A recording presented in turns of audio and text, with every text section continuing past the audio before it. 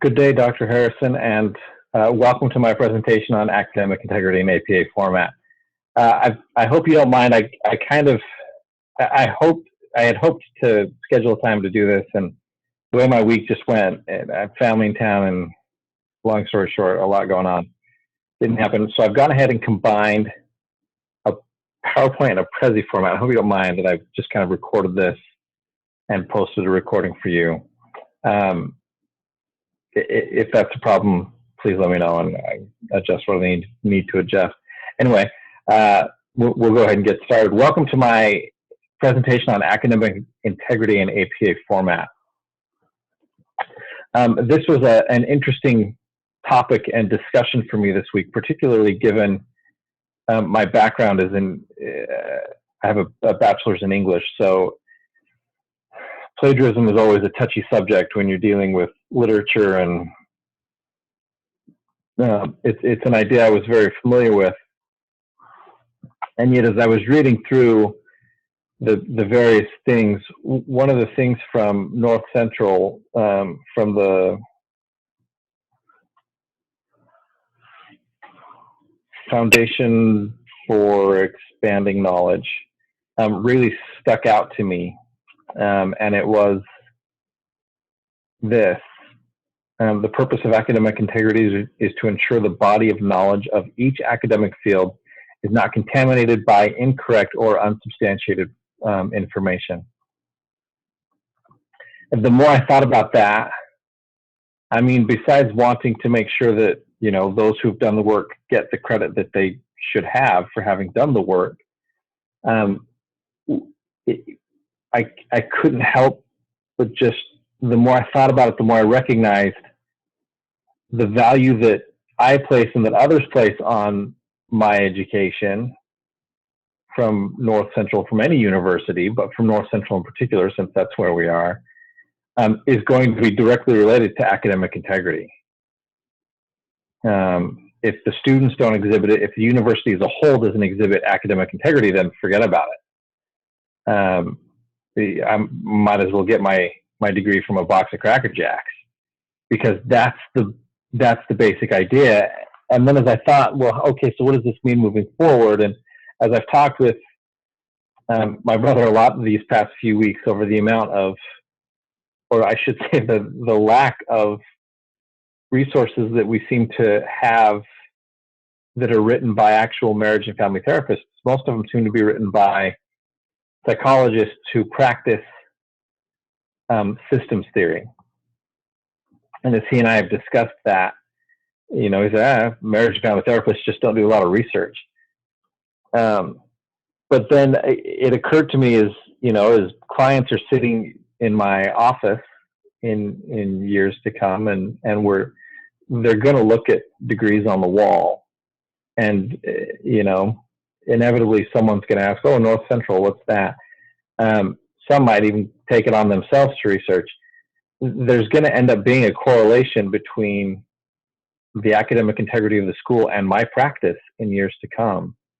And so it's hard to understate the importance of academic integrity, both for how it reflects on me individually as a student, you know, as a master's student and eventually as a PhD student, as well as how it reflects on me or on the university, not just now, but in the years ahead.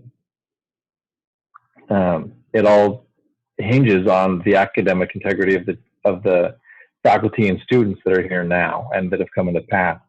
And so it's really hard to understate the importance of academic integrity, of making sure that, you know, I mean, plagiarism seems to be the main idea threaded through everything, and that's a huge deal. And that's, you know, just making sure that we have that integrity, making sure that the work we do is ours, and that when we cite someone else, that we reference that we've cited someone else, so that everyone, that the credit is where it belongs, and that we see we're not just, oh, you know, I learned long ago that if you say something with enough confidence, people are going to believe you. That doesn't make it true. It just means that you can sucker people.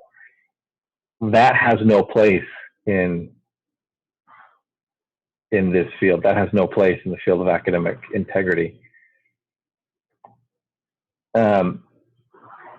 And so that naturally leads to what are the consequences? And I thought it was interesting as I researched, there's two types of academic integrity violations. There's intentional and there's unintentional. Intentional is obviously when you're attempting to mislead your professor, your the program, the university, whatever. That when you're intentionally doing it. Then there's the unintentional. You don't mean to do it, you just forget. That one's tricky.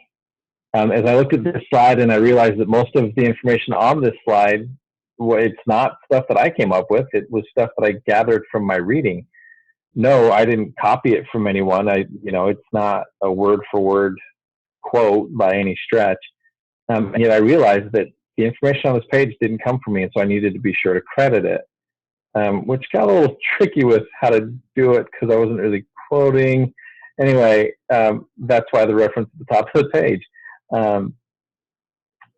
So the unintentional, it wasn't I hadn't intentionally left it off. I just realized, oh shoot, I need to make sure to credit. But so I wanted to look at the consequences for unintentional versus intentional versus unintentional.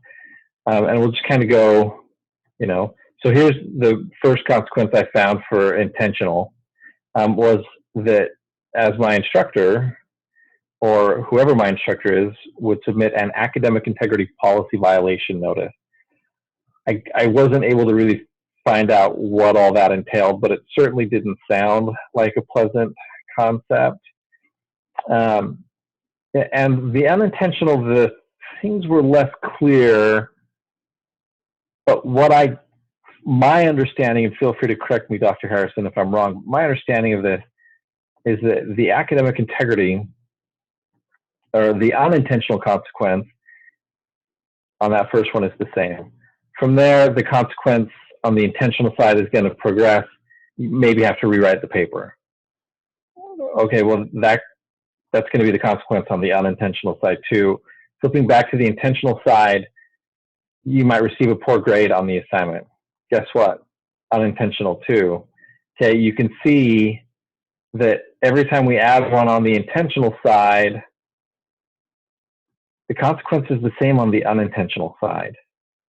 And what struck me about that, and what I think is important to understand and to grasp here, is that especially at the collegiate level, oh, I didn't know, oh, I didn't realize, that doesn't cut it anymore. That's not an acceptable excuse for not having correctly cited, for not having correctly given credit. That doesn't work. And so whether I'm intentionally deceiving or unintentionally, now I would imagine, and this is me, that if I'm unintentionally doing it, I maybe don't escalate quite as quickly through these 5. But if I continue to do it, if I'm not learning from my mistakes, then yeah, the end game is academic dismissal. And as I point out to my students, look, if trying to get into another university when that's why you left, because you were dismissed because of academic integrity violation, call it what you want. Every university seems to have their own name for it, but that's gonna burn you. It's gonna bite you.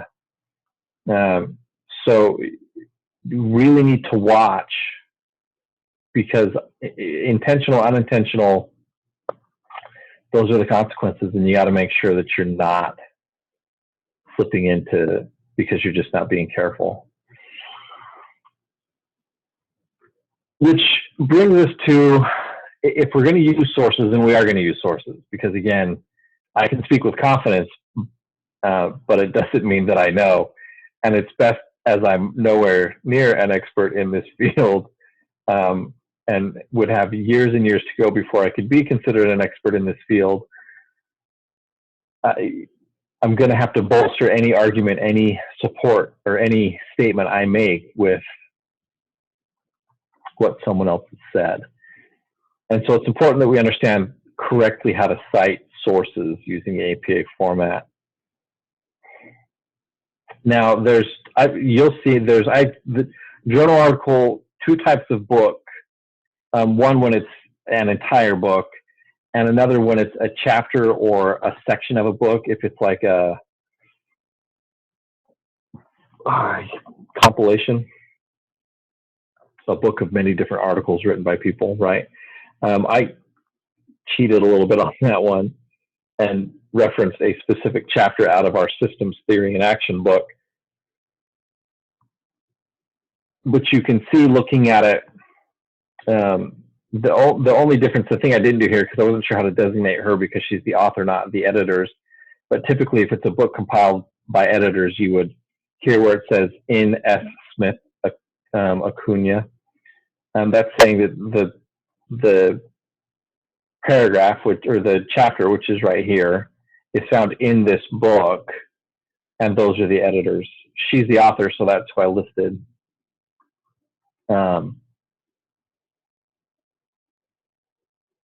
But then the other option that I showed was other media and movie. Now, this is how you would, I guess, create your reference list. It occurred to me, I don't think I misread it, but it occurred to me right as I was presenting this slide that, maybe you meant in a paragraph. How do I cite it? Which that's actually really quite simple. You simply need the first, or the last name, excuse me, and first initial in the year of publication. And that's going to go ahead and you can either post it in parentheses. You'll see it on the next screen. I've got some formatting that you can see, some citations that you can see. Pardon my eye rubbing. But you can see that.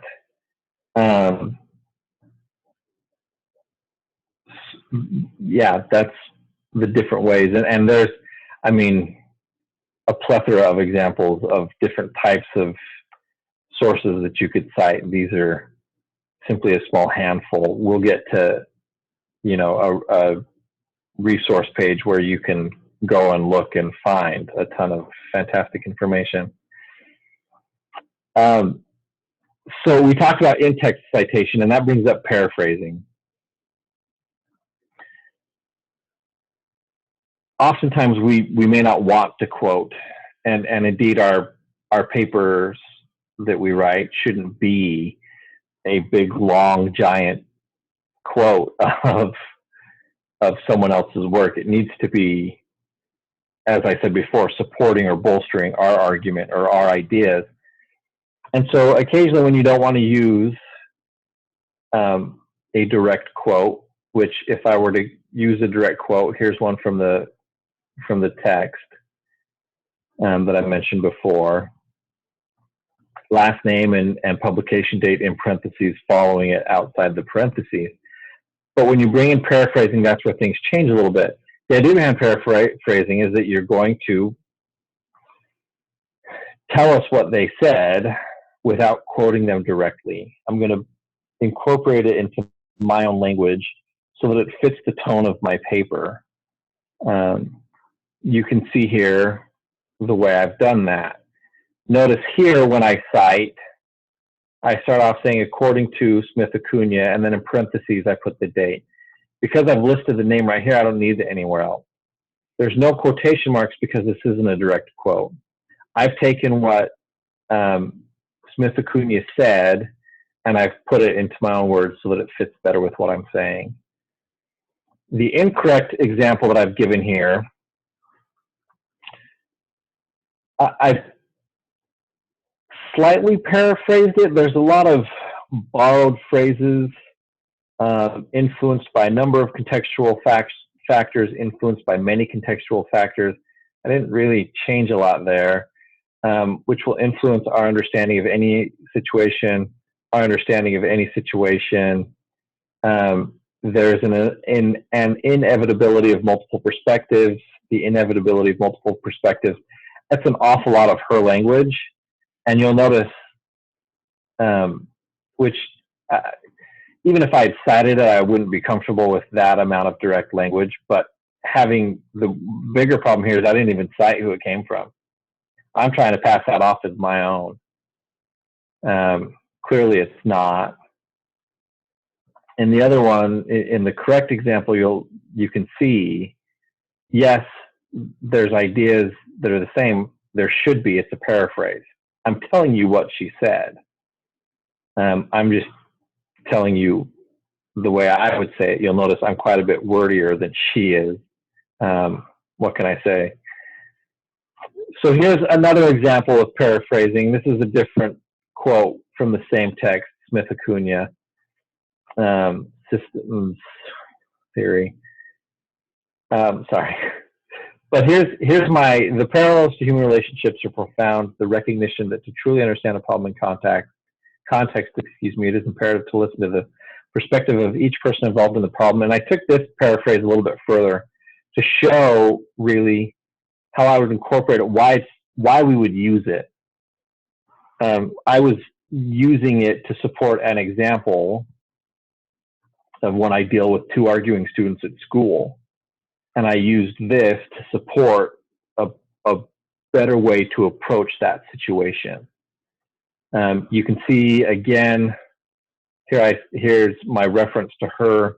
Therein lies the point that Smith Acuna makes, and then I paraphrase what she has set up here.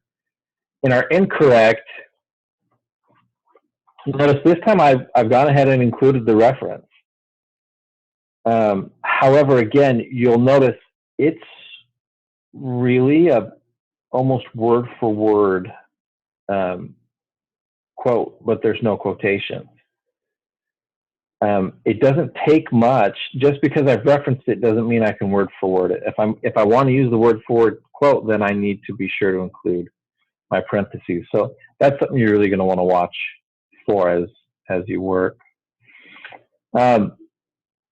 Now, one of the things that as I read through all the information, it was hard to not be overwhelmed by how much information there is. And I mean, I've written, I don't know how many papers in my academic career, but my goodness, there's so many things that go into writing. And then you add APA on top of it, and you just raise it a whole other level. So maybe you find yourself struggling a bit as a writer. You'll notice my Yoda reference here, struggling as a writer, you are. However, there are some resources available that are simply great. How can I not point out the academic success, the resources, the Writing Center, Academic Success Center resources for writers that is provided by North Central. There's the options to meet live with someone. There's the options to simply like a plethora of documents, of resources that you can pull up and read and, hey, here's some things to know. There is a ton in there, far more than I'm able to express at this point, but I mean, a ton of benefits in there to help you with whatever you might need. The Purdue Online Writing Lab, which I think most people tend to think of this as an APA resource. However, this really is, they have a section to help you with like writer's block, to help you with other things in there. And so that is just a fantastic source for,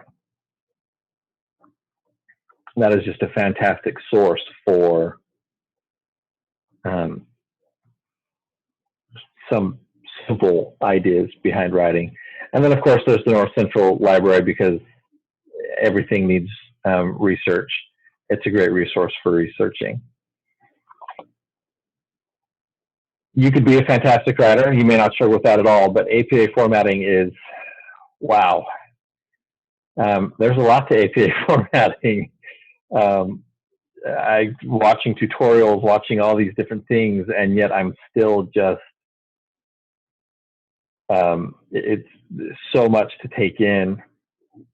We, of course, have, and this is, I think, and has been for years, my go-to when it comes to needing to APA format the Purdue Online Writing Lab. If you go to the Research and Citation tab, that's where you get into the here's this and here's this. I mean, it is a tremendous resource that really breaks down just about every. There's times I was like, it was too much, it's not clear enough. There's so much there to really walk you through the process of putting something into APA format. That is, before I even did this week's assignment, I knew of the OWL, the Purdue OWL, the online writing lab, and this in particular because I've been using it for a number of years. If you go to the APA style, that's another great resource, apastyle.org. I meant to include that web address and I didn't. I apologize. But apastyle.org will bring you to a frequently asked questions. They also have a basics of style tutorial. I don't think this is quite as good as the Purdue Online Writing Lab, but it, again, different people, different learning styles that may work for you. And then, of course, again, how do I not mention it? The Academic Success Center here at North Central, a great resource to, again, a lot of what you can find at the Purdue Online Writing Lab, a lot of what you can find at APA Styles website. You can find references to it within the Academic Success Center.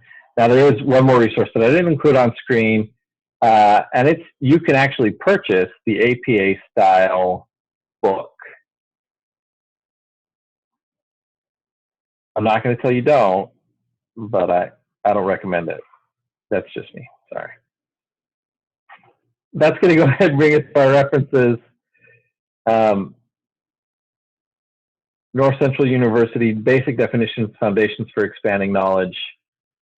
I also used the Marriage and Family Therapy Program Handbook, Master of Arts in Marriage and Family Therapy, also from North Central University. And finally, I used Smith Acuna, Systems Theory in Action, Application to Individual, Couples, and Family Therapy.